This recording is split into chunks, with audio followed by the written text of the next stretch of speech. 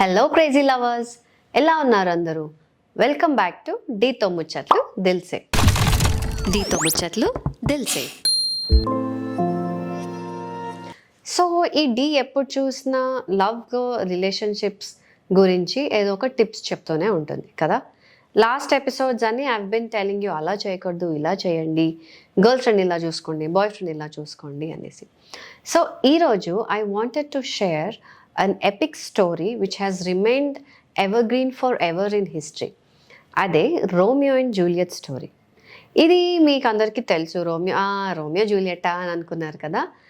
కానీ Romeo Juliet అంటే అదొక love story, it's an epic story అంతవరకే తెలుసు చాలామందికి. మోస్ట్లీ ఈ జనరేషన్ వాళ్ళకి అసలు రోమియో జూలియట్ ఏంటి, వాళ్ళ స్టోరీ ఏంటి, ఆ సాక్రిఫైస్ ఏంటి, why has this become the popular love story of the history అని చాలామందికి తెలియదు. ఎందుకండి టెన్షన్, డీ ఉంది కదా, అందుకే మీ అందరికీ ఆ స్టోరీ ఏంటని డీటెయిల్గా చెప్దామని ఇవాళ వచ్చాను. ఇటలీలో వర్నోనా అనే ఒక ప్లేస్. ఈ ప్లేస్లో 2 ఫ్యామిలీస్ ఉండేవాళ్ళు, అంటే చాలామంది ఉండేవాళ్ళు. మన ఇంట్రెస్ట్ ఇప్పుడు క్యాపిలెట్స్ అండ్ మాంటెగ్యూస్ అని 2 ఫ్యామిలీస్ అనమాట. సో ఈ ఫ్యామిలీస్ ఇద్దరికి పడదు, ఎప్పుడు గొడవలే, ఎదురు పడితే గొడవలు, చంపేసుకోవడాలు, అంత రైవలరీ అనమాట. సో ఈ క్యాపిలెట్స్ ఫ్యామిలీ నుంచి వచ్చిందే జూలియట్.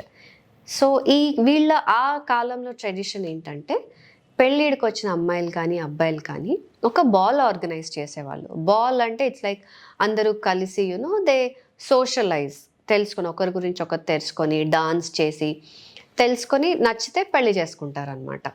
సో ఈ బాల్లో వాళ్ళు నచ్చిన వాళ్ళని, ఎక్కువ ఎలిజిబుల్ బ్యాచులర్స్ అండ్ స్పిన్స్టర్స్ వస్తూ ఉంటారు. అలాగే ఒకరోజు జూలియట్ వాళ్ళ డాడీ ఫ్రమ్ ద క్యాపిలెట్స్ ఫ్యామిలీ వాళ్ళ ఇంట్లో ఒక బాల్ ఆర్గనైజ్ చేస్తాడు.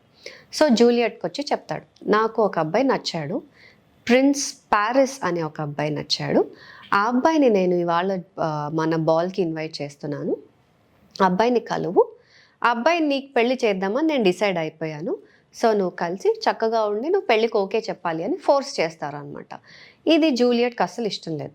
జూలియట్కి పెళ్ళి, అప్పుడే పెళ్ళి ఏంటి అన్నట్టు ఆ ఫీలింగ్లో ఉంటుంది, తనకి ఇంకా ఇష్టం లేదనమాట.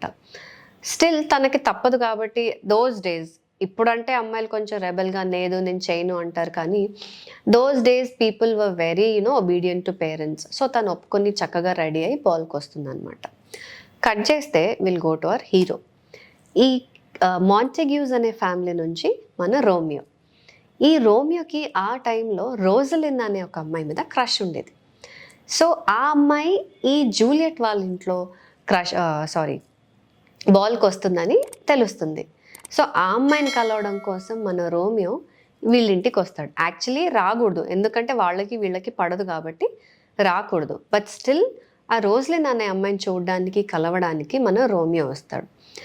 ఇక్కడికి వచ్చిన తర్వాత ఈ బాల్లో జూలియట్ని చూస్తాడు.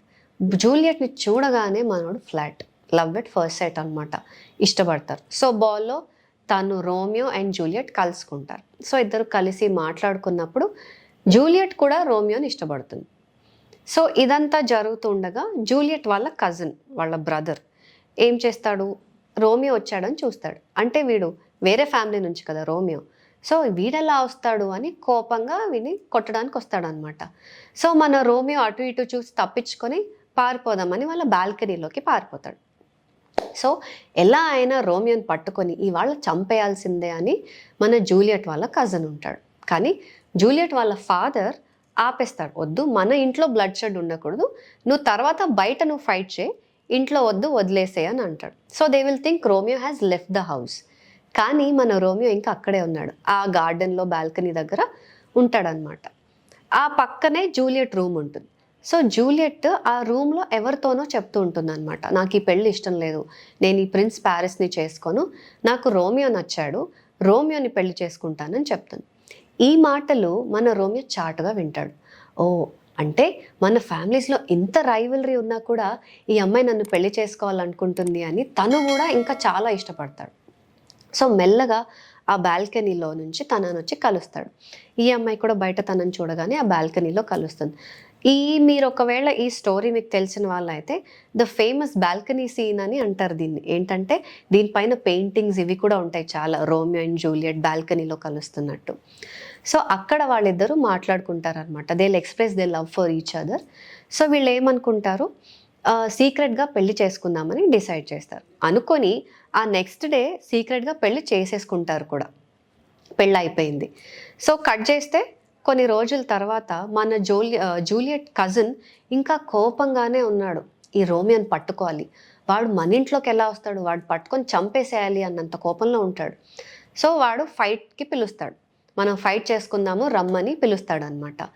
ఈ రోమియోకి కొంచెం సాఫ్ట్ కార్నర్ ఉంటుంది, ఎందుకంటే ఇప్పుడు పెళ్ళైపోయింది, వాళ్ళు చుట్టాలు కదా, చుట్టాలతో ఏం ఫైట్ చేస్తాంలే అని లైట్ తీసుకుంటాడు, పెద్ద పట్టించుకోడు మన రోమియో. కానీ రోమియో పక్కన వాళ్ళ ఫ్రెండ్ ఉంటాడు, వీడు ఫుల్ హీరోలా ఫీల్ అయిపోతాడు అనమాట. అరే వాడు ఫైట్కి వస్తానంటే నువ్వేంట్రా పారిపోతున్నావు పిరికి వాళ్ళలాగా, నేను వెళ్తాను అని వీడు ఫైట్లోకి దిగుతాడు. సో ఇప్పుడు జూలియట్ వాళ్ళ కజిన్, రోమియో వాళ్ళ కజిన్ ఇద్దరు ఫైట్ చేసుకుంటున్నారు. ఈ ఫైటింగ్లో రోమియో వాళ్ళ కజిన్కి బాగా దెబ్బలు తగిలేస్తాయి, వెరీ ఫేటల్గా తగిలేస్తుంది అనమాట. అప్పుడు రోమియో వెళ్తాడు వాళ్ళ ఫ్రెండ్ని కాపాడడానికి వచ్చినప్పుడు ఆ ఫైట్లో రోమియో వాళ్ళ ఫ్రెండ్ చనిపోతాడు. ఇంకా మన రోమియోకి ఫుల్ కోపం వచ్చేస్తుంది, ఏంటి నా ఫ్రెండ్ని చంపేస్తావా అని కోపం వచ్చి రోమియో జూలియట్ వాళ్ళ కజిన్ని చంపేస్తాడు. అక్కడికి అయిపోయింది.